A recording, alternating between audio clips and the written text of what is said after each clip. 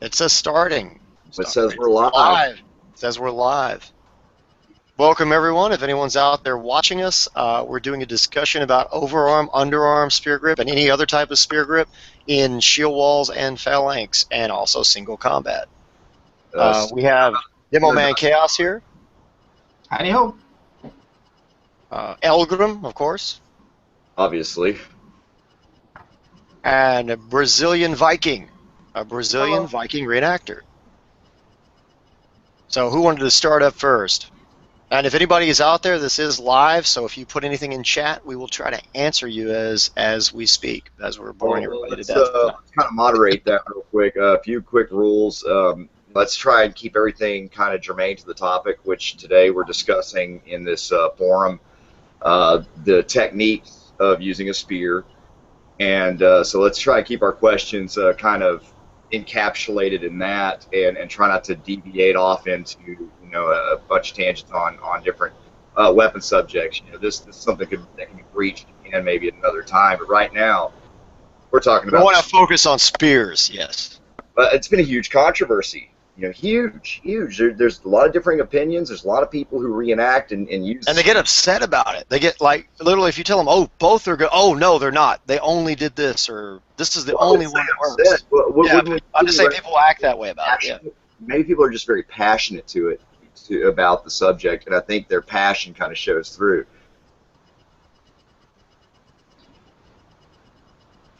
Anybody saying anything yet to us?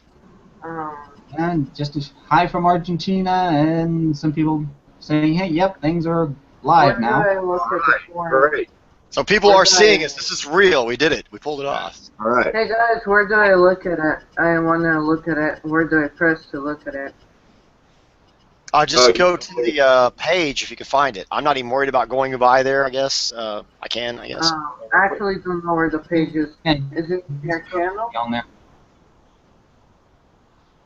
Do you go to your channel? Yes, our channel. Just go by the channel and you should be able to see the videos, what he's saying streaming. Yep. It'll allow you to click on the feed, and I don't know if it'll cause us any problems to look at. I'd turn the sound off, possibly. I don't know. It just, I went to uploads, and last video is ones I show you steering some cardboard. Oh, I see what you're saying. There's a live now. Oh, I found it. You have to click on the live now, I think. I can see myself. Yeah. I'm currently putting up some posts on our Facebook It page. may not let me, since I'm the actual person doing it, look at it. That's what I'm thinking, because I have not seen it yet. So you're going to have to tell me if anybody asks us any questions, and then we continue on what we're doing. Because that's what it's looking like to me. I'm not able to. I'm not able to see it because I'm thinking it's the feed's coming from me. So if I were to go there and look at it, it could cause some kind of problems. Is what I'm thinking. Yeah. Just like the video, and I'm going to try to refrain from talking too much because I don't want my voice to be annoying to your viewers. Yeah, we have 12 viewers right now, so hey guys, if you have a question, just type it in. Demoman will look at it, and we can try to answer it. Who wanted to bring up a topic first? I mean, that's what I was going to say. Does Demoman have something to... in our last video, we actually covered the overarm grip and the possibility of allowing to slide, a lot like using a pool cueing technique, or a gigging style or spearing style, where you let the pole actually slide in the hand to get more range from behind a shield or shield wall, especially when you don't have limited mobility, or if you're going to use it with a type of how would you explain it, like a Roland Warzeka style sliding swinging door principle with a shield, which I use quite frequently. That's what I use a lot of times in single combat. Obviously, in a shield wall, you wouldn't be flipping your shield back and forth. It's not going to work. You can't really use the rotating door thing with underarm because you can't really move your arm around and stab that way very effectively. But there are many ways to use it quite well, which is why I've been using that as my main weapon set. I can grab the things and show, but the main reason I like the underarm grip is the control. There's a lot of things you can do. It's a lot like holding a clutch lance or something. You can use it. You don't have to have it that way, but it's almost you can clutch it like you have a clutch lance. You can have it up against your body if you want to reinforce it. Your elbow and your body, you can brace it this way, or moving it forward like this, you can brace it the other way. See, it's against the body, which you can use that to swing the point around really, really quickly. Somebody knocks it offline, you can catch it and just bring it right back, snap it over. That you have a lot of control, whereas if you're just an overarm, everything's just the wrist. So Correct. One of the main problems I have with it is... The good thing about the wrist, though, is you can actually draw it back. I actually have something here with me to... I don't know if anybody can see me doing this, but you can draw it back where it's not... This is a butt cap I was using for a video we did. We took the actual spearhead off the other end because we didn't want the spearhead. We wanted something that wasn't as... and I've actually did a little modification on it. But anyway, the whole thing is you can bring it back, and the arm can be way back, which I can't show you. You could have it where you have a lot of spear, but it's near your head and out of the way where somebody can't grab it. So that's one of the advantages of that. Other than you can't control the manipulation of as much once it's out, you can actually have it far enough back or hide it behind the shield that they can't see it or grab a hold of it if they reach for it. So it's more like using the... We had the discussion a while back with Lindy Page where we had our reply to him about the dagger, and that was one of the things about it. You could pull it way back here and still thrust at the guy and pull it back where he's trying to reach you, and you're kind of like, stay back. You know what I mean? Yeah, there you go. Elgrim stood up with it. Let's see, Elgrim. Right. He's got a pole over.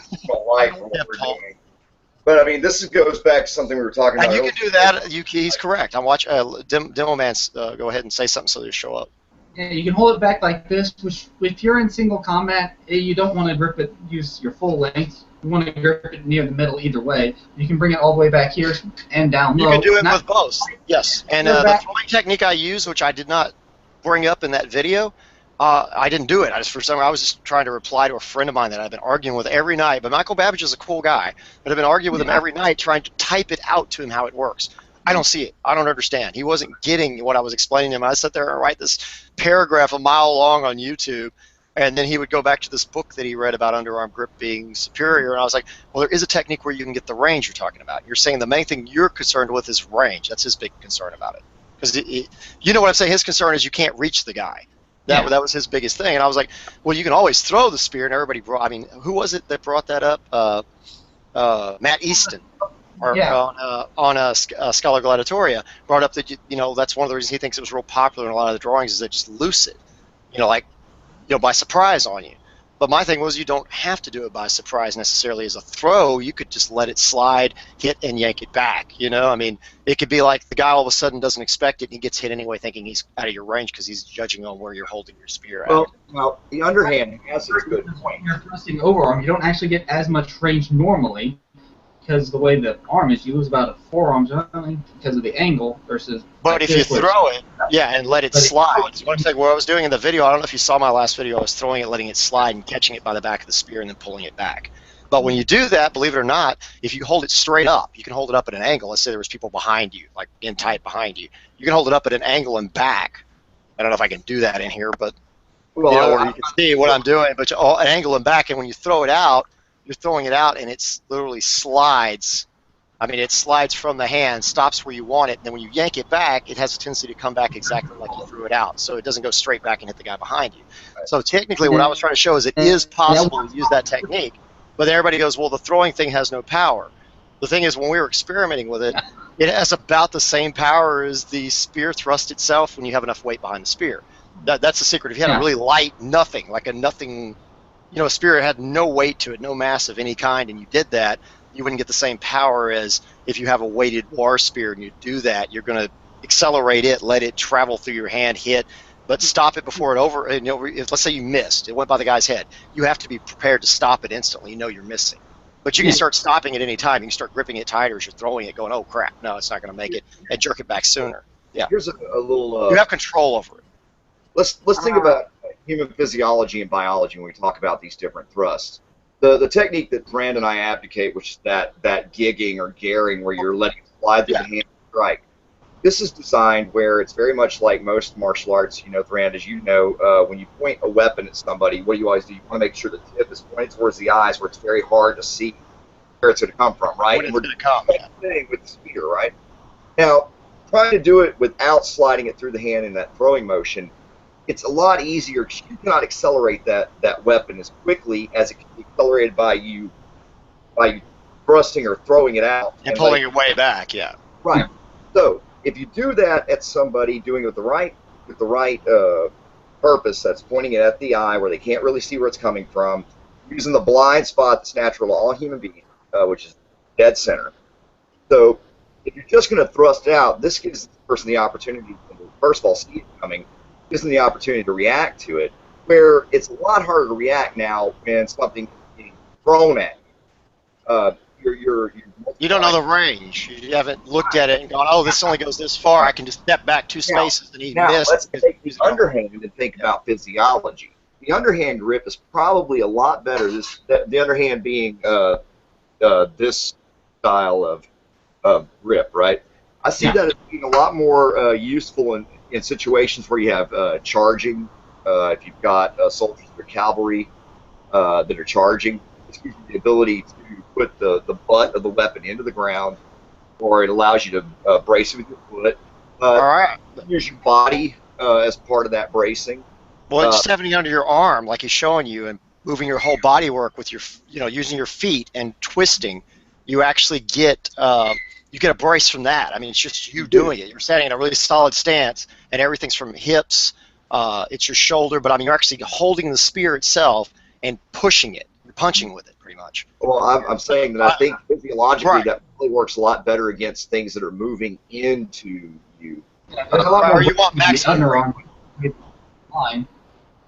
Where the reason overarm doesn't have that much bracing because the pressure is perpendicular to your arm, so it's not nearly as solid as like this, where it's all in a line. It's just like when trying to block a blow, it's better to block it straight on than to have your arm like this. So that is one of the bigger advantages.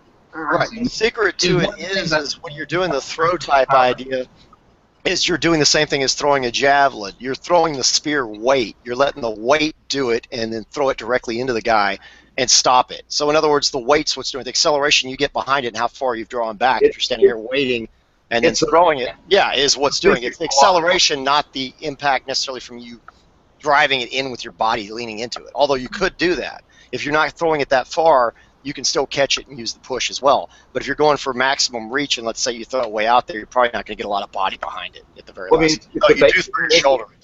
It's basic physics mathematics. You've got the mass of the item times the acceleration, which, of course, gives you... you need longer range of motion to get that, though. What I'm saying is the idea of using your body and twisting, like he's saying is a good technique, works, but you're more or less punching with it. I know, you know what I'm saying? You're accelerating it some for the range of motion you've got and punching with it and using your whole body to brace it. You're using your body to amplify the damage by, it's like a boxer punching and then putting their whole body behind it. So you're having to force it through with your body, where if you throw a spear and if you've ever thrown something like a javelin, you know how much penetration you get from a good javelin. I mean, it like drives through something from throwing it. You'll see it split a 2x4 or something and go, wow, I can't believe it did that. Well, that's because you accelerated it. I mean, you put all this power into accelerating a thing. And what we were saying is if you do that while you're doing the overarm grip, you can get a lot of power. And yes, people could argue it's not as accurate, but it's also more dangerous. Let's say if you're doing this in a reenactment situation and you were using metal weapons, there's a greater chance you could screw up and stab somebody directly in the eye full force and go, oh, crap. You know what I mean? Because I just got off a little bit. I threw it. I thought I was in control. I'm all excited. And boom, I threw this thing into the guy's eye. And obviously you don't throw spears in people's face while you're fighting. Metal spears, even, you know what I'm saying? You get what I'm getting at. I'm saying it's a technique that I believe they'd use in war, but I wouldn't say you'd go out, maybe at an SCA event or something, if you wanted to try it out with a one-handed spear, you might be able to get away with it because you have full grills and big old padded, spearheads, but if you have something like a reenactment spear, you're not going to want to be using that technique aiming for the neck and the face and stuff. But I think that they would use it historically, possibly, if they were in a situation where they need. You know what I mean? Say facial attacks with the helmets like this. Yeah, you could stab him. You could hit him in the eye, the face, especially the face would be open, the neck. But I mean, you'd be throwing to get that. If I threw the spear into his neck, even if it had less power than normal, let's say I'm slowing it down too much because I'm kind of paranoid about it, but I threw it and it made it in and stuck him in the neck. That's a severe wound back then. You know what I'm saying? It would do its job. But what you actually did is you effectively, instead of stabbing him with all this power, holding it at its balance and stepping in with it. You just let it do its work, garroted him or speared him, so to speak, or gigged him and yanked it back. If that made sense what I'm saying. It's like he didn't expect it. He thought, I'm standing over here. This guy can't reach me over here. Oh, what was that? Yeah, how fast can your arm accelerate without throwing? Right. Throwing. If you're just sticking me in a spearing motion without... But if you hold it right by your head, here's the problem. Right, if you're not gigging... Well, hold it right here and do that, you're not going to get much of a throw. It's got to be something where you're throwing it from like a javelin style, but your arm's back further. Your whole shoulder's back. You have to throw your shoulder. That's what I was explaining. It's not just a thrust like you're stabbing with a dagger. You know what I mean? But I'm saying, let's just say it's just a thrust. You're not using that gigging principle where you're letting it slide through the hand.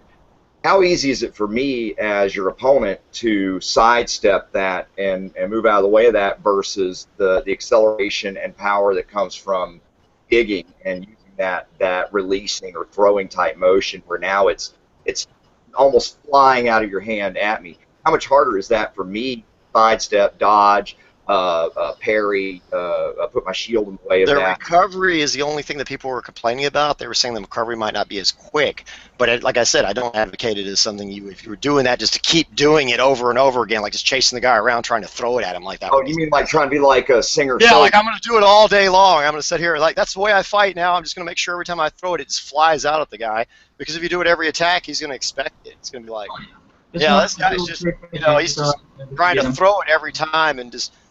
You know what I'm trying to say. You would have a problem with that because he could manipulate the situation going, wait a minute, this guy's just doing the same thing over and over. It's more of a surprise type thing. Yeah. Like you're fighting normally with it in that kind of position and using it for more close-up fighting, and then using it all of a sudden to reach out and kind of get somebody where they don't expect it. It'd be just like you all of a sudden loosing it, just throwing it into them at a distance even. You might kill somebody with them not expecting to be thrown. He's not going to lose his weapon, but then you throw it and pull your sword out or your axe off your hip or whatever and go with that as a weapon. Because people did do that. We hear that they took, they'd take the pin out, so when they threw it, the guy couldn't just pick up the spear and throw it back. They even talk about that in the sagas. I don't know. Sliding technique. It's kind of like using a pommel on a sword. It's not really something you're going to do a lot, but it's a handy little trick to have, just in case you need it. An extra little trick, throw in there, throw them all. Right. That's what I was trying to explain. When I said that they could have used it for certain formations and ideas, like really tight formations, that's what I meant. Because if you have it that way, you can bring it way back. Your hand's no longer in danger out in front. You could even duck down, hide your spear behind the shield that way, and have it up at an angle, and all they're going to hit is maybe your spear sticking up over the other guy's heads, which is possible, and you can actually work with it without hitting people behind you, and you can throw it out and stuff if you're using it more of a, we're all close in. You've got people maybe, what I'm saying is, everybody picture two phalanx hitting each other. They see these spears coming. I can get my hands right. You got spears coming, so yeah, everybody pictures. Well, yeah, no one's going to have all these spears out here and just run into each other. They're going to stand here and kind of work their way in and work at it. And I don't know how to explain what I mean. You got spear against spear. But let's say in a Viking shield wall, and you have one guy with a spear, and no one else has one. Everybody's doing this where they're going to be in here fighting with these kind of weapons, and he's got this long spear. He's not going to want it just sticking out in the middle of the other group. They'll just grab it or something, pull it if he's got it sticking out, over the top. I'm going to fight you, and they all get past the point and push it out of the way and rush in on him. It's going to be laying over the top of everybody's heads. He's going to have to try to pull it in or draw it back, or so I'm saying in that case, then I could see him doing that type of technique, because then he could have his spear up at an angle so he doesn't hit anybody pushing in from behind him. He can duck to keep his head from getting hit if he's getting barraged with stuff, everybody trying to take him out. And he can pull it up and take his pot shots with it, maybe even tilt his shield a little bit, stab under, feet or legs if he can get to it or whatever. But he's got a little bit better opportunity of using it if he's stuck with a bunch of people with axes and swords and sharp weapons, because they're not going to want to be away from each other. There's no fight going on. They're standing here looking at each other. They have to, if they've already thrown their weapons and people have shot bows over them and stuff, they're going to have to engage somehow. They're going to have to get close enough to at least hit each other with their swords, which a lot of cases that has to do, there is pushing in that type of a wall. They'll make wedges like the Svinfilka and like try to, like punch a hole in it, because they want to separate people. They want people to have to fight single combat and then stay grouped up. I mean, that's how they win. They keep their spearmen behind the front wall and stab over it, and their axemen don't have shields. They're fighting over it. They're their polemen, pretty much. So they're the ones that are really killing more than anybody. The other guys are just kind of barreling through and making openings, if that makes sense what I'm trying to say. So, yeah, I mean, then I can see it. If you're one of the front guys and that's all you own is a spear, You got a spear and a sax. You know what I mean? You don't own a sword or an axe or anything, which spears are a lot cheaper. I could see somebody using the overarm grip and getting stuck in that situation. And everybody we've sardined, if that made sense. What I'm saying here, guys, about 20 minutes now, and we have got a lot of comments, a lot of conversation going here on the sidelines. We got some regulars in here. Rollo Red Wolf, like to give a well, we shout should out. answer people, and that'll give us a better conversation. Actually, I just wanted to have one comment, please. Sure. Okay. On the topic of overarm versus underarm. Gary. Sorry. I actually think underarm has been received better over the centuries, over the years, because with the overarm, you only have one way to kill your enemy. You only have like one line of sight down. With the underarm, it is kind of different. You have down, front, and up. And actually, over the years, especially at the end of pike usage, around 16, around 1703, people actually, if you looked at books, people actually only used the underarms. Underarms were like the best. Overarms were only used to throw. They were like things only used in the Neolithic. Are you talking about, here's a question, when you're saying pikes, are you talking about with shields, or are you talking about two-handed pole arms? With shields. You can't really do that sort of thing with a two-handed weapon. This is more spear and shield sort of gig, not a two-handed long spear. Right, but even a two-handed spear, this may sound weird, but I was going to say one thing real quick. Let's say I'm holding it with this kind of grip. I can't get my hands where you can see it. I'm trying because I'm not familiar with the camera here. But let's say I'm holding it where it'd be considered like underarm because I'm holding it this way and I'm manipulating it. I might be doing a pull cueing type sliding, if I can do this right where you can see it, type thing. But let's say I raise it up. It's still underarm, but I raise it up this way, but I still have two hands on it, so it's a little bit different. Because they will raise it up and down if you're using a pole arm. Oh, sorry, Laura. You'll be raising it up and down. Yeah, Laura got bonked because he's standing right there, but he's okay. But I'm saying we raise it up and down. A lot of times you won't change grips. You'll see people, I can't get my hands in the thing. You'll see people using this kind of grip, one way, one the other. A lot of times with spears, sometimes sliding them or fighting with them that way in different martial arts.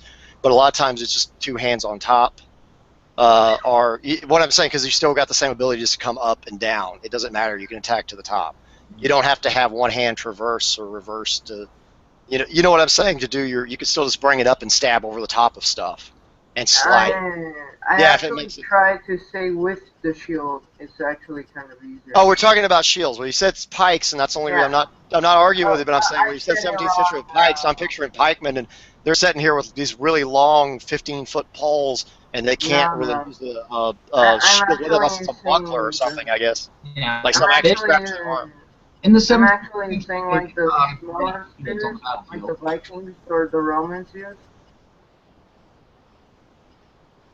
Let me interrupt you guys for just a second here. We have got let's see what they're asking and see if we can answer some questions. If y'all agree, I'd love to. Actually, some really great comments. There's a lot of discussion about the overarm being that you only strike downward, underarm the upward strike. Thrand, what do you think about the ability, the versatility you have when you're in that overarm and you're well, technically, it's not just over. Yeah, but it's not just if I can hold it where somebody can see my hand. I hate the position I'm in. I've got something to the left of me where I can't really get where I want my hand. But anyway, I don't have it the way I want it, but let's just say it's overarm, or heck, I could even use left hand if I want, if I can get it right. But let's say it's overarm. You also have the ability to, everybody's saying stab down, but you can stab from the side or come up under stuff as well. I mean, your grip is different, but it can be done if you're in close. It's not usually something you're going to do at a range coming up under a shield. But if you're in close, you can come up under it. You can throw from straight on shot. Yeah, you can lower your arm all the way where it's, you're almost, you know what I'm trying to explain. Like you could do that just same thing you could do with a dagger. The only thing is, it's not going to be the same thing as the other one, like you're saying, having all these lower blows that are coming up. one, you're coming upward. Everything you do is pretty much an upward attack. That's why I had a problem with being over the top of the shield, because if it's up under your arm, for you to uphold it, and you've got a long pole and it's sticking out in front of you, and you have the shields close enough together that you can't lower it, everything's almost coming up at a small angle. And the only way you can attack the body or over the top of those shields is where your main targets are going to be, is by dropping it this way. And when you do that, you kind of lose a little power. And if somebody were to hit it this way, like knock it under, they could reach it right into your hand, because you have the weak. The thing about spears, the longer they are and the further they're sticking out where somebody can get a hold of them and you're hanging onto it, you've got the weak pretty much to you. They get a hold of the tip. If the tip gets pushed or pressed by something, you could actually lose it. Or if it's under your arm, I agree that you've got it. They push on it, it's not going anywhere. But that ends up making, with the shield here, you're having to attack slightly up all the time. Okay. And if you hit the top of the helmet, it's going to glance off and go up if you don't get in the eye or something, and you're not getting down in the neck and these niches in here. That's the reason I think that over the top of the shield wall, if you were fighting in close, this is much better. That's what I'm saying. If you're trying to attack over the top, you can actually drive something in over the top that might come down and go into the body. Like where you might have an opening or a niche. If that kind of makes sense what I'm saying. But I'm not putting either one of them down. I'm just saying that the other one, you're going to kind of be coming up, trying to have it up here, and otherwise you have to kind of drop the spear over to get that same effect to come over, like to stab down. Yeah, when I try to say... sorry. Here, depending on if you're over here or if it's more like this, you got to be up higher. But right. With the Greek, especially, it's more to the left, so the low point is actually down here, so you can still fight like this quite well. Versus if it was more like this, you would have to. If they move in on you, if they were to charge in on you, though, you would raise your shield. Yes. You wouldn't want your head just sticking up there and that much body. You'd raise the shield up more. And when you do that, both people do the same thing, and no one aims at the legs anymore. They'll actually even come in and press for a second, and you're like in that kind of situation, then you are going to have all the shields up high. And if you're trying to, with Viking shields, a lot of times they've even been talked about overlapping a halfway back in the day. That's what I'm talking about. If that kind of situation happens, you might want to change your grip real quick, because you're not going to be as effective trying to keep it up here and get your head down. Your hand's still going to be up in your arm because it's going to be on top of the shield. But that's all I was saying. I was just saying that I could see either grip, or either grip, however you want to say it. You can switch grips. I mean, it's not like it's impossible to just switch a grip while you're in the middle of combat and switch it back. You can actually switch grips if you absolutely have to. That's what I'm saying. It's not like you're going to all of a sudden go, oh, I can't change grips all of a sudden. Yeah, a lot of times these spears were used, there was no gauntlets. There was maybe a glove or something, maybe some little leather on the back of your hand. But if you're looking at, if anybody can see Demoman as he was switching grips, he's got it controlled. Look, show it again. Show it again. I can't stand up here. Go ahead and show switching grips. I know you're. I think click on the picture down there on my thing. It'll come up for everyone. But it's actually pretty easy to switch grips. You can toss it quite easily. You can just flip it with your fingers. Mm-hmm. But if you have people behind you, it's probably a little easier to toss it. But, yeah, it's probably a lot easier. Yeah. But it's not that impossible to do. Yeah. Now, kind of sucks with gloves, but without gloves, it's pretty easy. I don't want to interrupt this because this is great, but we got some more discussion here in the forum, and a lot of what's coming up right now are the vases and other artistic representations of people throughout history using spears and formations and so on. Some of the topics that I've seen as we've been doing this, people have been bringing up how reliable are the sources that created these pieces of art. When did I think a lot of questions come into this, like the reliability. I mean, did the people who made these works of art talk to or go and see wars as they occurred? Because back then they had people that were sort of like our modern combat journalists, and people that went to wars and saw them play out. So maybe their game might be okay. What art period were they in? Were they in early, like say in early Mycenaean art, where their art's not very good, or is their art more advanced? Also, did these people live 600 or 700 years after the depictions that they're saying they're replicating? They like the Iliad. You have the Iliad by Homer, and then you have people doing artwork based on Achilles and Hector, but they have aspis type shields. They look very much like the people of the day, the hoplites of the day, and you don't see them as maybe they really were when you actually look at You know, if you look at stuff we found, we think they probably had wicker center grip shields, much like a Viking, but wicker with rawhide on the outside and some bronze bosses or something on it. Right, We don't picture it actually being a real Aspis style thing that they were carrying strapped on. You know, Right. they were using lighter bronze weapons, and their bronze spear was a very light head. I mean, it doubled as a javelin normally. Their same spear doubled as the javelin. They used it either to throw or to fight with.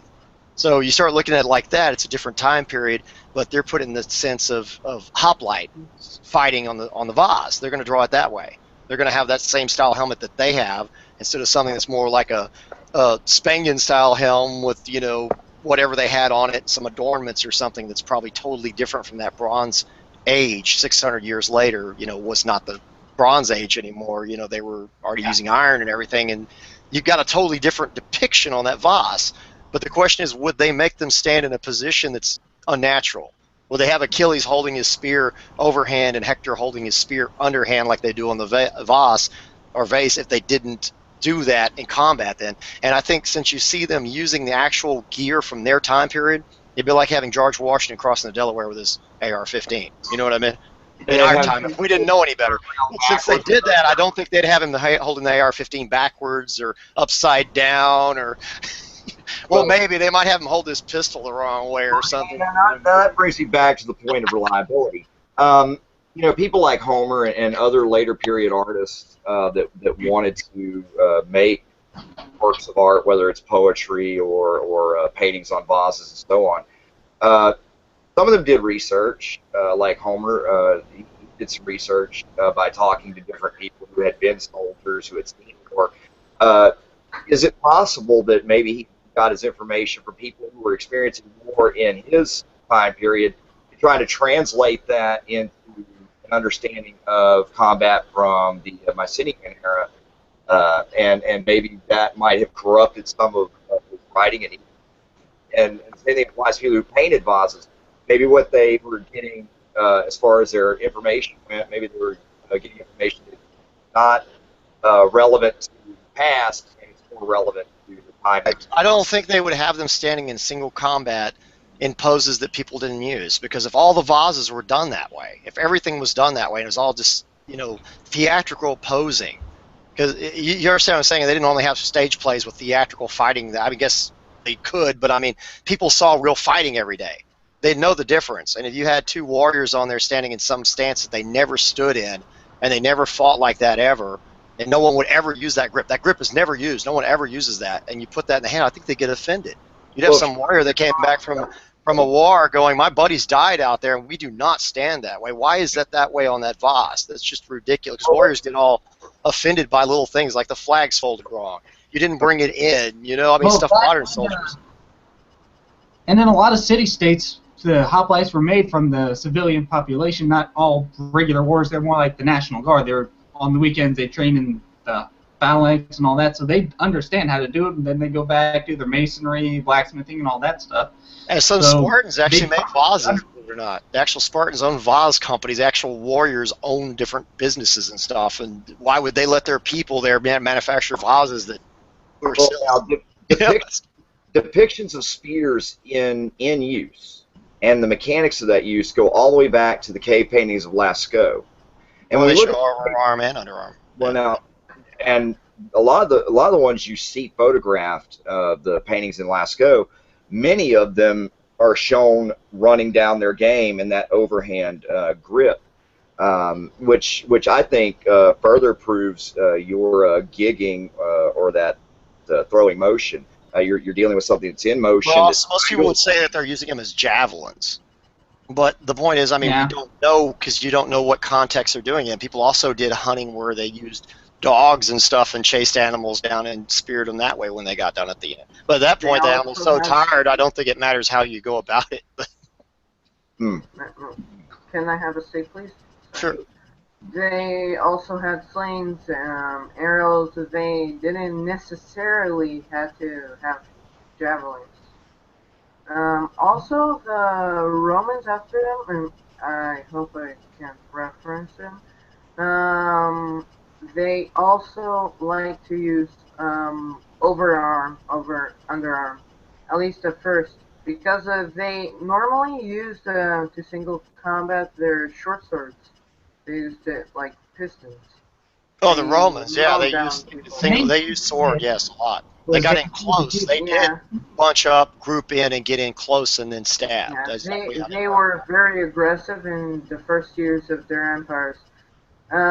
One of the things that the Etruscans didn't pass on, but the Greeks did, was the phalanx formation in Italian soil. Because before the Romans did all that civil war and took them the Etruscans out of the throne and everything, they still used phalanx. They still used hoplites that weren't exactly elite of the elite like everyone likes to think today. They did train, yes, but they weren't like the best people ever. Like They in weren't real like the life, in terms Spartans or of something that were a professional army that's all they did pretty much is their spare time was yeah, train. Yeah, they trained since they were birth, and then like they reserves. yeah. But now the myth is too the Spartans all they did is war. These guys, that's all they did. They had servants that did everything else for them, and they tell you that. But they actually, some of them were actually they're politicians. They're people who owned businesses. They're people. I mean, they were freemen that owned their own things. So, like I said, they could own a company pretty much, or there would be like a company. There would be a bunch of people working for them to make vases. So what I'm getting at is they weren't just I'm a warrior and that's it. That's all I do. You know, I just do this all Yeah, day long, and there's always war going on, so I always have something to do. You know, and they did also other stuff in their daily life besides just fighting and training to fight. They wouldn't be able to survive that way. Is what I was yeah, trying to say. yeah, and also Romans, they normally advanced in using their shields, and then they kind of kneeled, and then the guy is behind them threw the javelins over them, and then they just got their little spears and went underhand. So they used a very like perfect combination, and it's used in various bayonet formations and pike formations and every type of formation after them. Especially in medieval times. Vikings weren't like that, right? I actually don't know. Were they like, Well, like if you're talking about overarm and underarm grip, I mean, you see that yeah, used with the like we were arguing with Lindy Page over daggers because he said a dagger fight. I don't want to bring up too much about it, but if we were to label it knife fight, we might not have said anything. But he brought up the treatise saying that, like pretty much they were silly, or he doesn't understand why they would only use something that was overhand like this. And we were trying to explain that the reason they would use an overhand thrust like that is because the most areas they could get into, let's say if you're wearing open face, because a lot of times they take their visor off when they're wearing plate, the face would be open, or they'd have a slit, your actual visor, where you see out of it. You had areas around the neck that were hard to protect, and in shoulder niches in the veins, right? shoulders, under the arms. And in this area, this wasn't chain and stuff normally. We were wearing plate in the plate era. This was this Gambeson or like an Akiton or an army jacket. And that's why we tested all the different layers of cloth, because believe it or not, when somebody's wearing a bunch of layers of cloth, like it's a doublet. When you say doublet, You that's can what a lot of feel time they're showing in those manuals is doublets those guys are wearing. They're not wearing just a t-shirt or a thin shirt. They're wearing something. That's why they look all puffy. It's got padding and oh, multiple layers of cloth. You can't just walk up and I easily thought they were thrust just it. fat. Oh, Is it making sense what I'm trying to say? You can't just walk up and just stab the guy, like easily. So it makes sense that they would still try using the longer rondelle type style because they grapple with it and because you can get in those areas. Like the arms aren't as thick. The arms were just as thick as the body area. That much layers of linen because they had linen makers guilds. If you had, what I'm saying, that many layers on your arms, you'd have limited mobility. You couldn't move Yeah, around. like Ralphie's little brother on A Christmas Story, where he can't put his arms down. Yeah, so they're Right, but they did wear, even the pantaloons protect their legs some. So what I'm trying to get, as I'm saying, that a lot of times people are considering people not wearing armor because they go, oh, it's cloth. We'll disregard that. But you try to cut through cloth and you have enough layers of cloth, you can't even cut through it. I mean, well, you go up there, you have a very difficult time cutting. back into the yeah. spear Yeah. discussion. Thrusting becomes more prevalent, and not only in certain areas where you have, less The layers. Yeah. let's steer this back onto track. The biggest debate that we've seen online among YouTubers and bloggers and what have you is it's not so much, you know, which grip was predominantly used or what, but it's mostly which grip is better. Everybody That's what it is. You're right. It's not that they didn't use it at all, but which one was better? Yes. This grip is better. More, which kills more. So why don't we try we've already been going for about 40 minutes, so let's try and use maybe our next 20 minutes or so just to kind of bring this to a conclusion and see if we can kind of solve this debate once and for all. And is one better than the other? And if so, why is one better than the other? And if if one is not better than the other, then what circumstances force you to use one over the other? Right. Well, I would say neither is truly better than the other. They each have their own places. Overarm is definitely better if you're in close in a tight shield wall where you don't really have the room to use the underarm grip. But if you have the room to use the underarm grip, use the full range of your spear, and can present the huge walls of pointy things between you and the guys that you don't like that much, then I would say underarm's better. You tend to have more control with underarm, at least I tend to. Power-wise, it's kind of hit or underarm, while most people seem to have more luck with overarm, so I'm just weird like that, I guess. So they each have their strengths, but they were probably both used, and it depends on the situation, too. I'd say Thermopylae, you may go with overarm if you don't just start with your sword, because you're in tight, you got just a couple of dudes here and a whole bunch of dudes coming at you. So if you're in Titan, that might be a little bit better than like this, but they each have their own place. Depends on what you want to do, honestly. I actually agree. Do you want me to go next, or would Brazilian Viking want to go? Sure. I think both. If you want to, for example, build an empire or build an army to take over federal government or something in half-life times or something like that, you should use both at the same time. Like Romans and bayonet tactics, where people in the front would kneel down normally and put up and use underhand tactics, while the people behind them would use overhand. But if you are thinking in single combat wise, it would very much depend on the type of armor, shield, and the enemy you're dealing with. Very good. Yeah, I think he pretty much summed it up. I'd say that's what I was talking about. Armor is you have to look at what your opponent's wearing. If he's wearing no armor whatsoever, I mean, literally just like a tunic, and it's just one layer of cloth, and you can use dang near any type of attack, and you're going to get him pretty good. I mean, you know what I'm saying? You don't have to worry about an area you got to aim for. All you got to do is get past his shield. I don't know how to explain what I mean. Like, what is the weapon? What if he's using a very short sword or something? He's going to rush you. That's the only thing he can do is try to parry your spear, get past the point, get in on you. You've got a very sharp weapon. You're going to be in close range. It's good to start off long range, but you got to be prepared immediately to try to handle him being on top of you, just trying to overwhelm you. He may even try to grapple with you and get past everything if it's a real combat. So that's why I say, then you'd use the overarm grip. We try to use that, and you could even surprise him like we were speaking of while using a style where you can get more reach or something when he doesn't expect it. Maybe he thinks he's safe where he comes in. But that would be better for that. But like we said, if you have spears coming at spears, then you've got more of a pike wall. Or they're not pikes, but they've got the same kind of reach. You've got reach on the other guy, and it kind of, if everybody's can hit everybody else as you approach each other, like you're saying, you don't believe they'd push much, and it's very rare in a phalanx type situation against two phalanxes. I could see, that's a little bit different. Everybody has a spear. There's not like a motley group where spear, axe, sword, as you go down the line, another spear, axe. You know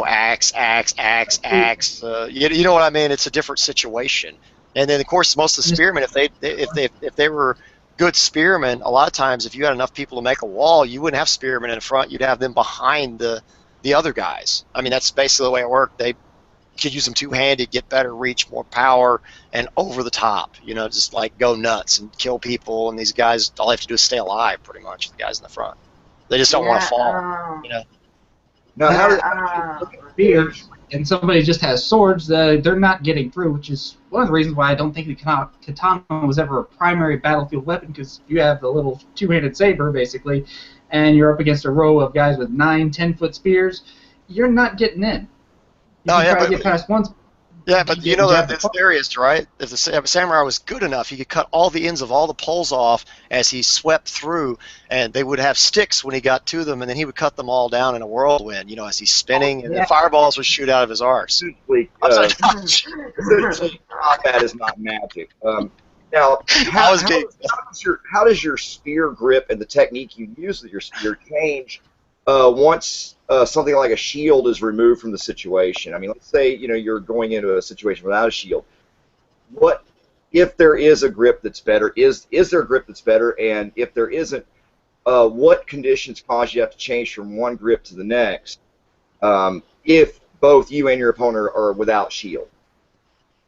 One thing I'd like... Oh, go ahead. Go ahead and speak first. Sorry. Actually, when he's I'd like to address two things, if I can, please. When ThegnThrand said, Thrand said about the pikes doing like this, if you do it right, it actually won't happen like that. Like, for example, instead of you going head forward, like Thrand said, you can simply go over, you can simply go under, you must simply kill everyone. Or go with shields and send the guys over. Or go through the shields of your own guys and kill the others. And what Eldergrimmer, sorry, I can't say your name. You said it. What Eldergrimmer said about going in without shields, you simply hit him when he's vulnerable and where when he's vulnerable. For example, if he's going for an overhand, go for an underhand or defend. That's what you see on the vases. A lot of times you'll see one going overhand and one going underhand in the vases in the combat. Yeah, because if he goes overhand, all of his belly, his intestines, everything will be vulnerable. You just stick it in and then all his guts will spill out. But if he goes, for example, underhand, you'll have to defend, twist, and then you just put in the middle of his head or eyes or something. The original question was if you did not have a shield, when you were using a spear two-handed, or what was the original question, LD? The question is one grip better than the other when both fighters are without shields and they're both using spears? Is the underhand better, or is the overhand better, or are they both equal? And you.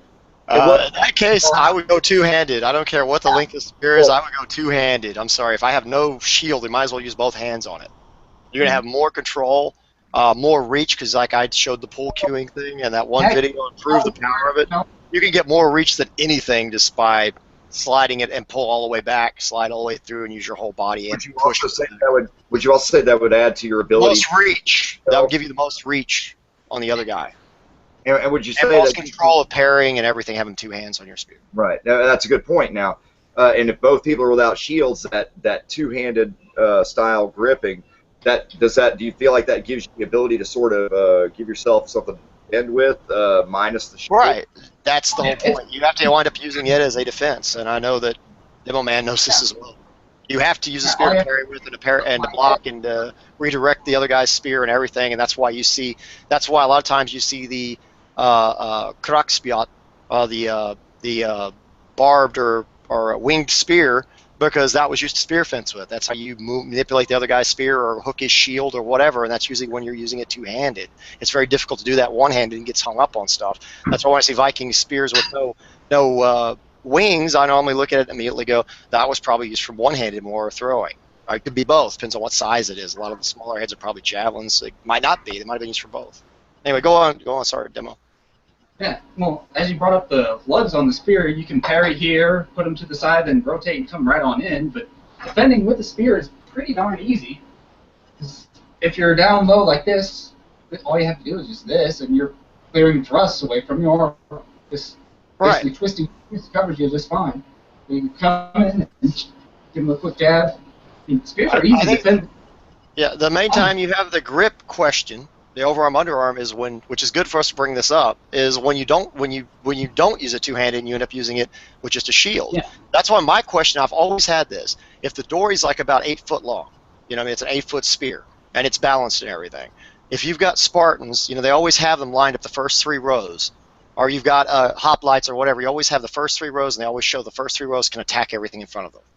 But the third row back always is standing with their shield ready to go, lined up exactly the guys in the front, and they're thrusting one arm. Why would they, if they're 2 rows back, why the heck would they have to use a shield? I've always tried to wonder if they would have went two-handed with it through their shield on their back, because the way the roping is on the back, and everybody says they don't know exactly what it's for. A lot of the historical ones I've looked to where they were positioned, it looks like that was probably so they could sling it over their back and carry it. And oh, that's for marching. Well, why couldn't they sling one over their shoulder? You don't even have to have both on to do this, just so you can get it back and out of your way. You could be standing here going two-hand over, have way more reach. You'd have more reach than, and even less reach if you don't want it, you know, by using that kind of motion over the top. You could fight over the first 2 rows and more easily hit everybody over them and not accidentally hit anybody as well, and not get in their way because you have more control if they are going to be using them one-handed. You know, and I almost wonder in the front row, I've had this theory too, which I want to bring up later. You can hold your dory, if I can get this over, behind the spear, behind the shield, the aspis, while you're holding it as a rope. Normally here, it wasn't a rigid handle or something. If I can get this lined up right, it was one rigid handle you had to get a hold. It's a rope, so you can put it right against your shield, and you have your spear here. If you were going to get charged really hard, you were going to hold, right? Well, chances are you could grab the other guy's rope if you're just doing the rimming overlap, which a lot of people think they did, where you have the rim around the outside of the aspis. Well, let's say you grabbed it. What if you drove your spear? You have a frog sticker on the back, or butt spike, and it was sharp. I mean, that thing would go through somebody. If you look at some of the taper ones historically, they weren't like this thing or something. They were ridiculously, they just didn't have an edge on them, and they weren't quite as sharp. They were spikes. But if you drove that in the ground, leaned into your shield and pulled your sword out, and you were the front row to hold, you would have like a wall with these actual, stakes in the ground. It's like, how would they get that thing to move? How would they, if your head's down, they're not going to hit anything when they come up, and your guys are killing over the top. They're all killing over the top. You got to picture what's going on. No one's going to be able to just get right in and try to get to you and stop you. They're going to get hit in the face trying to do that. So if you did that and planted these things in the ground against a group of people who maybe didn't even use spears, instead of trying to work the range with them, just planted it, you knew you were getting charged with like way outnumbered people like at Thermopylae or something, like in the Battle of 300. You did that, you planted it, you're all locked up, you've got their rope, you're all tight, and you're there. The guys could brace for a second behind if they had to that row. The third row would still be killing, the next row would be killing, and you guys would just pretty much be standing here cutting under legs, stabbing over the top every now and then without even looking up if you had to. It'd be a bloodbath pretty much with you locked there and they can't get through. Because, you'd actually have not just them pushing you, you'd all have stakes in the ground on top of it, if you're understanding what I'm trying to get about it. It'd be even more all the wall, and then they'd be pushing against this, and you're seeing what I'm trying to say. You'd have like a ridiculous type of formation. I don't know if they actually did that, but it's an idea, because they did march holding their, sometimes they'll show them having a javelin, and their dory is supposedly a javelin, or maybe it was a shorter spear to fight with, who knows, up close. And then they have their dory in the other hand, is what I'm trying to say, behind actually holding it with the shield. I don't know if I made any sense with what I just said, if you could picture it, but I don't know if y'all could picture what I said. Down there and kind of stick it out. It's an idea. It might have happened. There's no record of it necessarily, but we don't have a drawing of it. But it would work technically if you were trying to actually hold against somebody. Just a bunch of maniacs coming in, whether they die or not, pushing, trying to press into you all and break you up and kill you because they outnumber you, and you don't want it to break. If that kind of made sense, what I'm trying to say. It could have been used in some circumstances, maybe ceremonial, depending on the ceremony. Oh, you're talking about holding it behind the shield. You're talking about the grip behind the shield with the handle? What you just said about the stakes and everything. One thing I've noticed is the Macedonian, with the Saracena, the very long pike, they used a smaller shield. Their shield was small. It wasn't 3 foot in diameter. It was around a couple of feet, but they had it set up where you could use the pike two-handed for the reach. They had very long poles that were like pikes. They're spears, and the actual Greek formation, the regular hoplites, had trouble with that formation head on. The only way they could beat it is by flanking it. And there was also one story of where what they did is they end up training in full gear, charging, like sprinting, full force, you know, like getting there quicker. And what they ended up doing is they sprinted and caught them off guard to kill them, you know, because that way they weren't lined up with their poles ready and everything but that's what they did. They actually tried training in full armor to run faster and harder. You know, one of the stories to try to flank that formation and get in where, you know, they could make their regular, because everybody acts the Spartan wall is so great. That's the greatest thing with the 8-foot dory, the round, and their Xiphos as a sidearm or whatever sidearm they're using. They actually did use other sidearms, but run in and, you know, but the thing is with that reach on them, I think that's when we run into that spear thing we're talking about. The way that was lined up with all those spears, even the famous Spartan type lineup, you know, or the hoplite, Greek hoplite lineup with the shorter spears one-handed. So I mean, supposedly they were all one-handed. Whereas we already talked about the theory. Maybe they weren't. Maybe somebody in the back row was using it two-handed because they had them under control and they didn't have to have their shield out. And they were pretty confident at the time. You know, they weren't afraid something was going to break on them. They couldn't reach them. Those guys had so much more reach on them. The thing is, they did lack some of the armor, and they had a smaller shield. I've heard that the armor wasn't lacking, though, too. I've heard two different stories on that. I heard that they went to the smaller shield and wore more armor. I've heard, you know, better armor, and I've heard someone say that a lot of those guys had lighter armor and just the smaller shield, and were just basically using the length of the pikes to keep them alive. But in all the stories, they usually had the advantage with that longer pole, and that was Alexander's father that started that type of formation. You know what I mean? The actual yeah, the Macedonian, and that was superior, as at least it says it was, on the field. It's not that they couldn't beat them; it's just that they had the advantage due to that reach. That's what I was getting at. Well, the hoplite run came about due to a marathon where they're challenging the Persians with their bows, and they knew that they, you know, marched up there at steady pace. They were just going to get shot to shit, so they had to, you know, get up there quickly. So they practiced that. But as far as I know, there's only 2 instances where pike phalanx has been beaten in battle against something other than another pike phalanx, and that was the Romans at Cynocephali in a follow-up battle. I forget exactly where they used rough terrain and got them disorganized, and they got to their flanks and started gigging them with the swords and chopping them to bits. So but they still had to get past the points, though. That's the point. They had to find a way in there. It's not easy. So they went around the points. Right, but what I was going to say is that's why we were talking about the, like let's say you were talking about the Battle of Thermopylae and the 300. You have all these spears. They might have used maximum range on that, used underarm grip and a little looser if they thought they could get away with it at times if they weren't just being overwhelmed. You know what I mean? They'd have different formations to lock up if they were trying to hold and they were being pressed, or they knew people were going to be rushing in dying but keep coming anyway. You know, that's what I'm looking at. There'd be different situations for different. Yeah, you know what I mean? After you got a bunch of bodies packing up on the ground and they're in front of you and you stacking up on you, and they were killing that well, supposedly by legend. You know, I mean, I shouldn't say it's legend, but by the story, I have no doubt of it. Then, you know, then at that point, then yeah, I don't think you'd be worried about how tight your front wall is, if they can't even rush you without tripping over their own people. You know, they'd have to pull them out. You know, at that point, I see them using every grip known to man, anything that worked the best. But I'm just saying, if they were fighting a group that had no range. Like, they weren't all using spears themselves. That's what I'm saying. They're coming in trying to attack you with swords and shorter weapons. And let's say the wicker shields weren't as good, because I heard that Xerxes came there with all these people, but not all of them were equipped. And he expected to find supplies. And what I heard is he used a lot of palm trees. I mean, like a lot of his bows, because he wanted to blot the sun out. He told them that they had to blot the sun out. He wanted all these bows made. I heard a lot of them were about 30 pounds. You know, they're made out of palm trees, the best they can make them out of palm branches and stuff that they laminated together, and that the arrows that they actually had, a lot of them were stick arrows because they couldn't get enough metal to make arrowheads for that many arrows to try to do what he'd ask. But since he was God, they did it. You know, there was real arrows and real bows mixed in there too, but some of it was just for him to do what he said, because he said he was going to do it. So by God, he's Xerxes, it's going to happen. You know what I mean? That's what I heard this story. I've heard that story more than once. You know, that told that way. I mean, it wasn't as great as everybody thinks. He didn't come there with this English longbowman, you know, with the 120-pound pole or 150-pound bows shooting at them. It was them using whatever they had, and some good bows and some whatever they could make at the spur of the moment. And some of their shields were supposed to be the same way.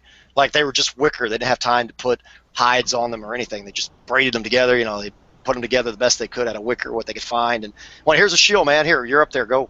It's your turn. You're in your line next. The guy was probably sitting there pissing himself, you know. This isn't going to stop anything. What are you doing to me? You know, I can see it now. I might as well be holding a bag of tissue paper. Yeah.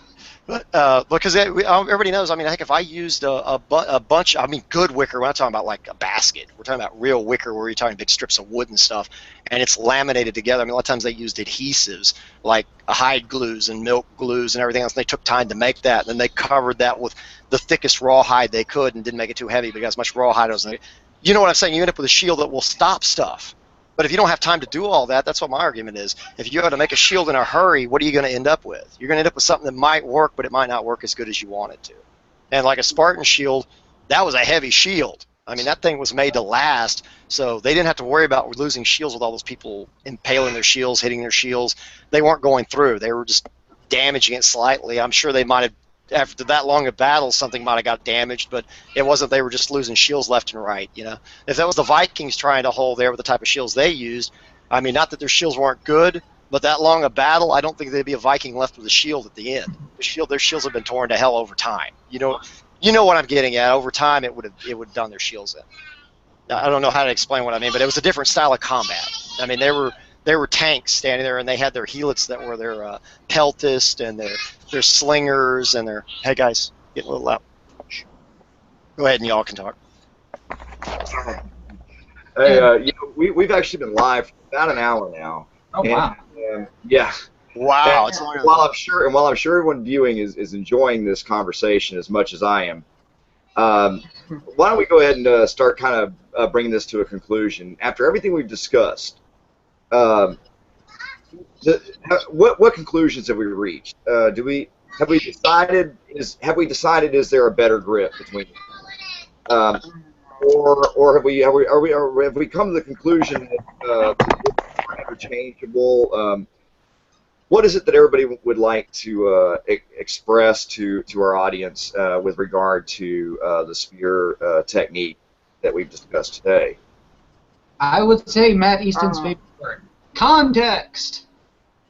Yeah, I've been reading that in the thread. Context. It's pretty much all about context. It depends on if you want to have a whole bunch of points out there, or you want to stab real close, get punched up. There's never a best weapon for everything. Never a best technique for everything. It all has its place, and in the right place, one's better than the other. I pretty much agree. That's what I was going to say. I was just trying to focus that there was other techniques involved with the one that they're testing, and that it could be utilized, I guess, more fully or better in some respects than what they're picturing. That's what I was saying. They weren't picturing it's for really close range. It's good at medium range, like everybody knew that. It's pretty a medium range type thing, the way you normally use it. But it could also be extended for a long range type attack, the overarm. But the underarm, I mean, it can be used. That's what I wanted to bring up. That we're going to show later as well. That underarm, you could still hold it by a center balance, have it hidden behind your shield if you really wanted to. You see the same look where it's drawn way back in the vases and stuff, and thrown into the guy. I mean, you can literally do the same thing. Let it slide. Let it do what it has to do. That's more light. I should have done that in the first place. I just realized I had more light right next to me because I have like an extra area here with a light in the room, and did not realize I could do that. So, but just saying, I was just trying to. My point I was trying to make, if anybody can see it, is you could do that same motion and let it one-handed slide through and attack the same way as it's doing overhanded. It's a little weaker, but I mean it still works, and it can still be used the same way as he's talking about. You can clasp up on it any time. If you're using single combat and the guy is staying at a distance from you and you want to reach out and get him, I mean, you can throw it out that way and then all of a sudden clasp it under your arm if you want, work at him away a little while like that, and then draw it back real quick when he rushes in and use it underhanded. I mean, that's why. I mean, I've never said that wasn't viable, but even while it's underhanded, if you decided that all your attacks are on the top, boom, I just flipped it over that quick.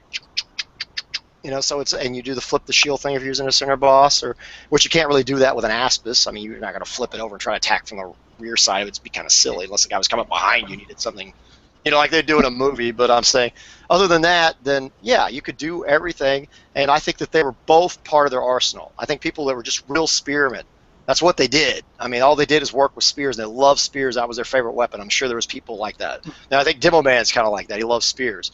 I think you would use anything and practice everything that would work. So, of course, you're going to see one guy in a situation might feel more comfortable. I'm looking at his armor. I see what's going on. He's going to rush me. He's going to get in. I know he's going to get past my point no matter what I do. I'm just ready so I can have him in real close and I can actually get him at a distance if I actually do throw it out and let it slide. I can do whatever. I might do this, or wait a minute, this isn't really working right now. I've exchanged a little bit. We're not dead yet. I'm going to go ahead and try the other one. I'll drop it down low, keep it hidden behind my shield, and come out from a surprise in some weird angle attack, or then use the control, get it back under the arm, and use it more like a clutch lance type thing, which I can't do in here. I don't have room. Parry and so on.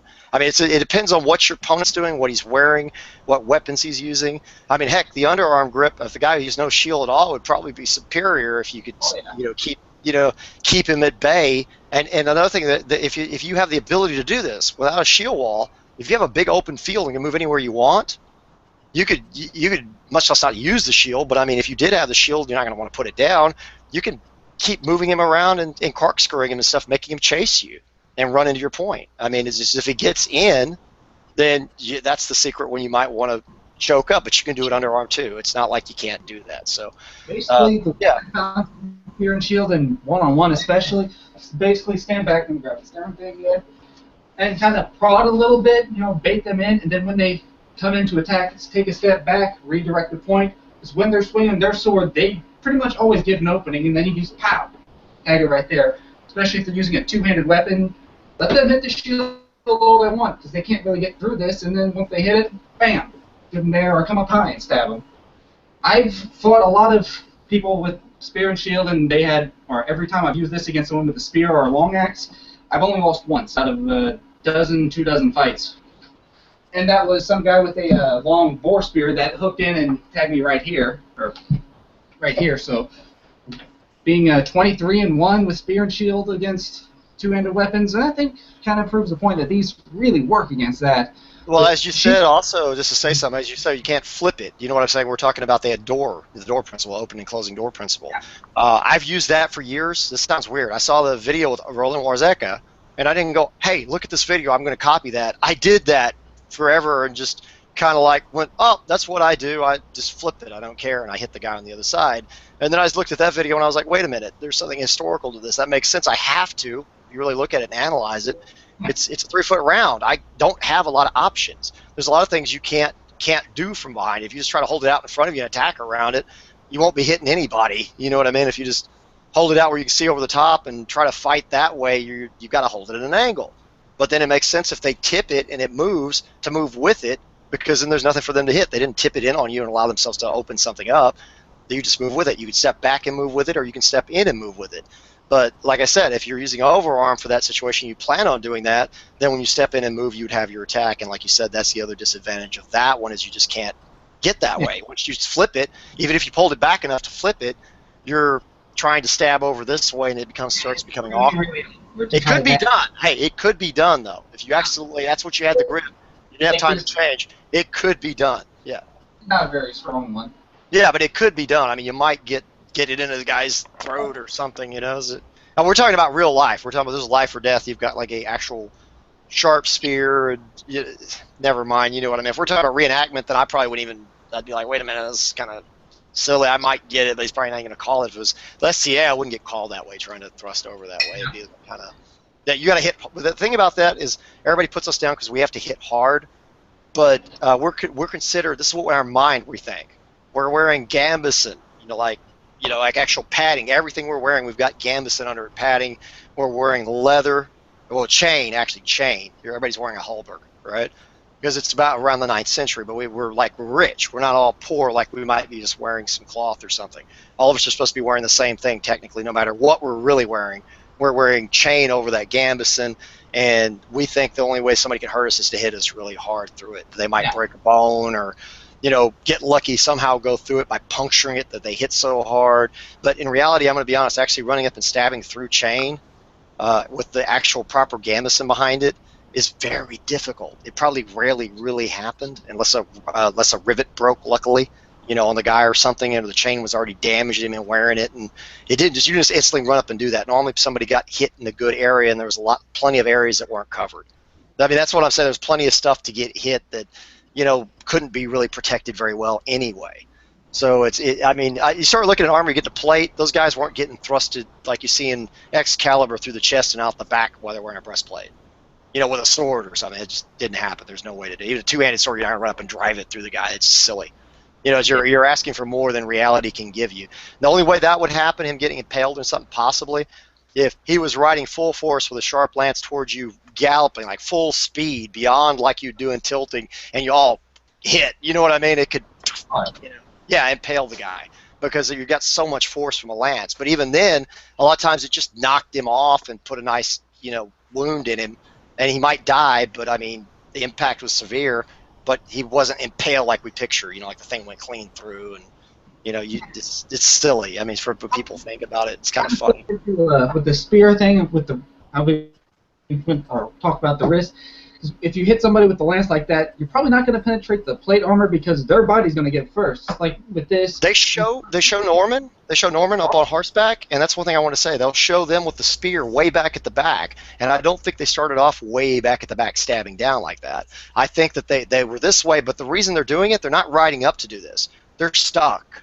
You can't just back up with a horse and turn around and ride and stuff if you get a bunch of people running up on you. They're right there, so they're throwing down and stabbing into people, and they're probably letting it slide. That's what Roland Warzeka had a depiction on his page that shows you know, kite shields from the Norman era, and they're showing them stabbing people on the ground, and they're holding the spear way back, stabbing the guy, but a couple of the other guys are holding it look like where the balance would be. So the only thing you can think of is, how did it get that way? Did they go and say, just a second, let me readjust this, and then stab the guy? No, they probably just threw it into the guy, stabbed all in one motion, and stabbed the guy, and then pulled it out, pulled it back up. I mean, there's actually evidence that they possibly would have used the sliding type technique with one hand, which makes sense because you can easily do what people call pull cueing, and I was told online has no power, which is ridiculous. You're doing the same thing with one hand. It's really hard to get that extra oomph at the end, like you move into it while you know what I'm trying to say. You get the acceleration, everything's full length acceleration, and then with the two-handed method, you get to put everything behind it at the end. You get to move into it so much. Where you can, depending on how far you're throwing it, if you do the slide technique, you're sliding it, you can put your power behind it at the end if you haven't overextended your reach. If you're going a really long range, you're probably not going to want to do that. It's going to slide out, and you're going to stop it and try to get it back immediately. You're not going to. I don't really have enough room to work here, but I'm saying, yeah. You know what I mean? You're going to. But like I said, is the thing I think that's cool about it is we want to test this out fuller later, more fully, I guess is the proper term.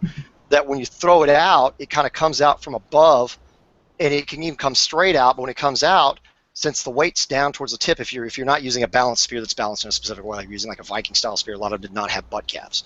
When you bring it back, it comes back up as you bring it back. It's just the natural reaction. If you watch that video, it like shot back up in the air. The reason why is because the weight's pulling it down as I'm pulling it back. So the thing I thought was cool about that is you wouldn't hit the guys behind you. You wouldn't have to worry about this idea where people are, well, if you had it in the balance and it's this way, you'd be stabbing the guy behind you, you know, every time you did it. You know, like every time if you did draw back further, you'd hit the guy behind you. So you'd have to hold it where it's not comfortable and kind of just do this, you know, which I don't think is the case if it's done that way. So that's all I was saying. I think it could be used as well, you know, in a group. But some of the downfalls, I think, are because they're not thinking of certain things. They're not thinking this could be way the heck back here by your head where you can't grab it. Even drop behind the shield slightly, and it'd still be up at an angle if you dropped it down behind, right? Your arm's protected with this because you have it back. If they do try to come in, you've got something here. It's like, and your armpit's back, it's not out. And you can attack in close or throw it all the way out at a distance, let it slide, do its thing, and then yank it back, but it'd come back here.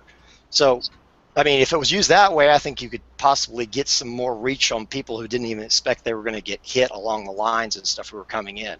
Might hit a guy over here or over there and him go, where'd that come from, you know? I mean, I don't know. You know what I'm trying to say, right? But I don't think the throwing technique, this is the only thing I want to say in that, again, I don't think it's going to become real popular in certain steel reenactment groups unless they're wearing armor from head to toe.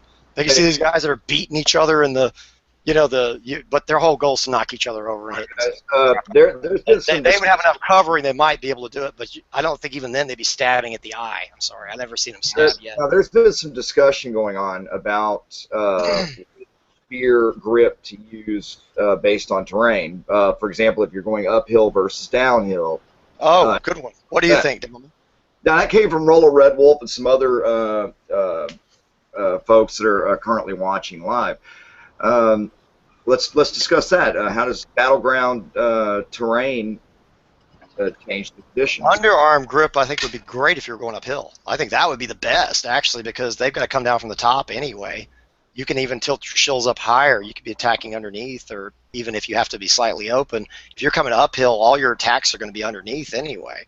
I mean, if they have shields, everything's going to be coming underneath, legs, I hate to say, crotch area. And if it's the proper angle, if you were going uphill, that would be the ultimate. But even coming downhill, I don't know. Is this kind of, if you're coming downhill, underarm either way. Either way, downhill, I guess it'd be fine. But uphill, I think underarm would actually be the best way. Honestly, come to think of it. Uphill, you got more reach. You can keep them back. They're going to have a harder time getting close to you if you use that reach, and they're trying to come up the hill. So you can definitely stuff their charge. And you would be coming over the top, no matter what your angle is over the top of the shield. You'd be coming down because of the angle, because they're trying to come up to you. You know, they're trying to. You know what I'm saying? You get a different angle from it altogether. You might not necessarily have to do this to get over the top like you would if you're on an even plane to get to some targets, you know, to throw over the top. In foresty areas, rocky areas where you don't have all the room to use your spears in formation, it might be better to do this. Like say you got trees on every side, this might actually work a little better than this. But I don't know.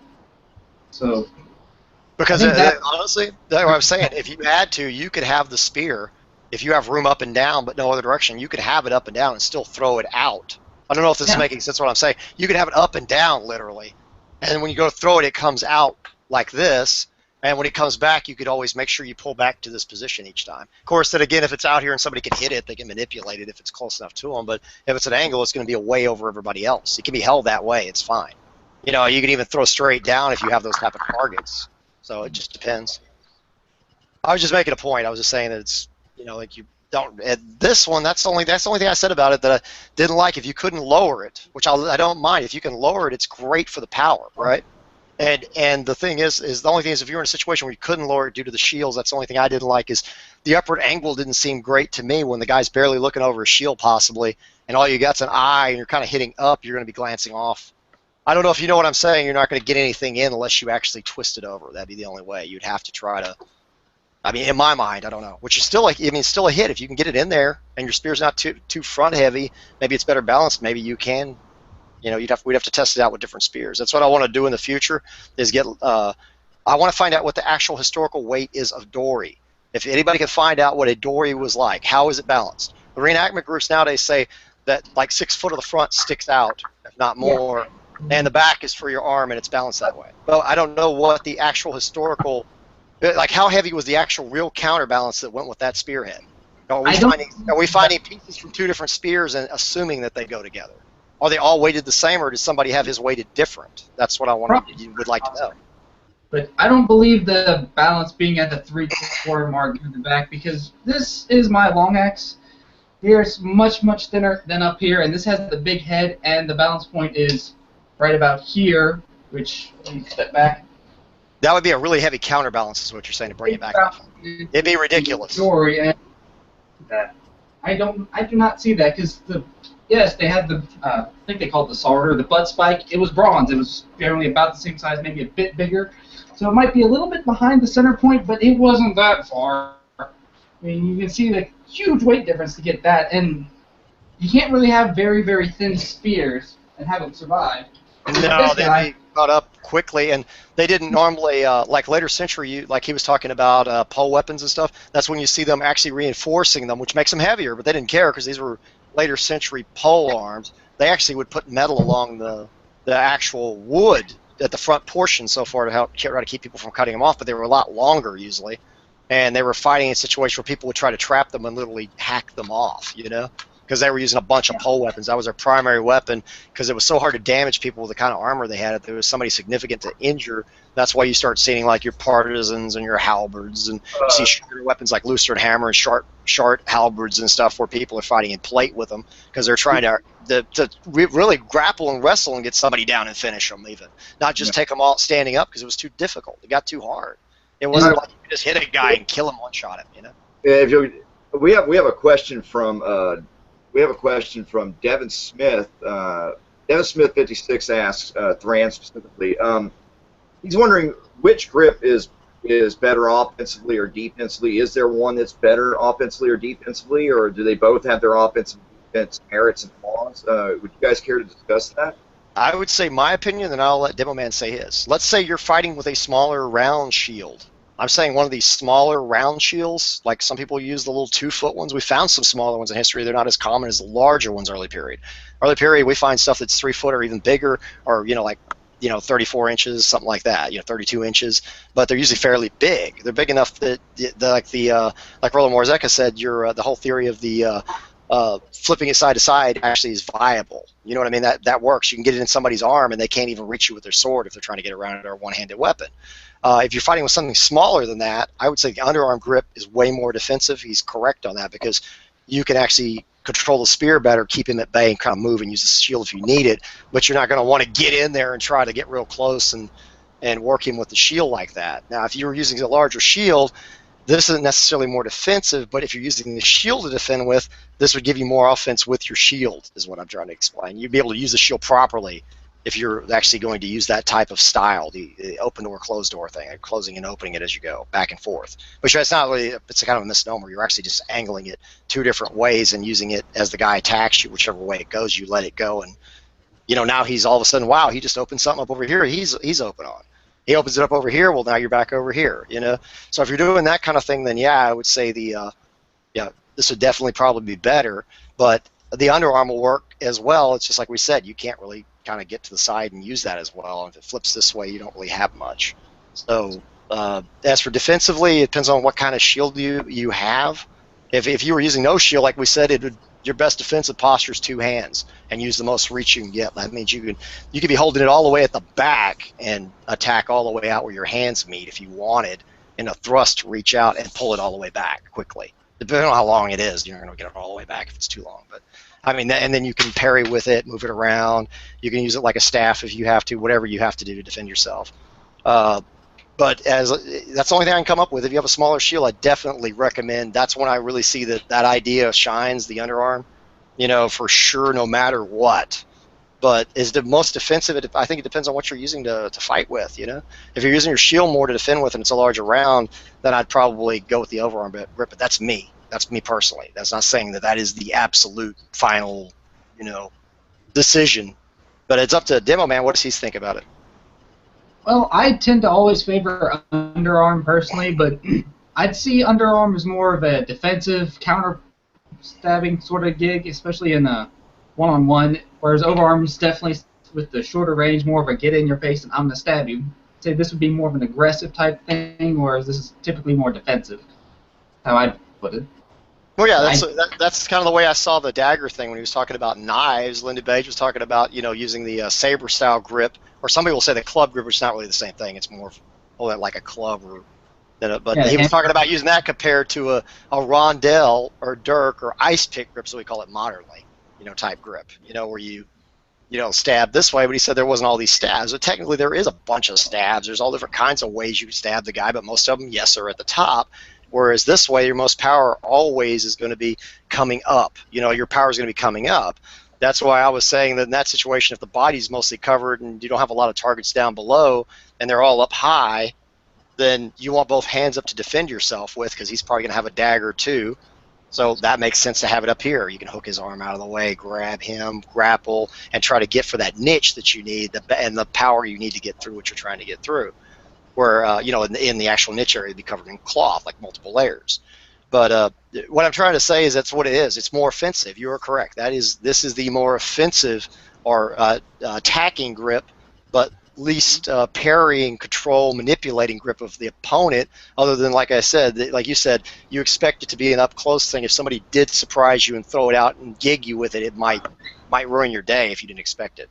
It'd be like, oh, wait a minute, I didn't expect that. It's just like when the guy, like I said, people have thrown stuff at me, even though they're not supposed to, as a joke, and hit me because I thought I was out of range. I'm ranging them. I'm going, oh yeah, you got your spear, great. Well, you think you got me? Oh, I'm out of your way. Look, what was that? I just got bashed in the face. So, just to say. I mean, I was just saying that's what I think. I mean, I think you're right. It's more offensive is what you end up with. That'd be the way to put it. The other one would be the more defensive grip if you were trying to analyze them. No, I think I covered that. Guys, I actually need to say something. Sure. I love this hangout. Thank you very much, but I'm almost sleeping here. Can I please go sleep.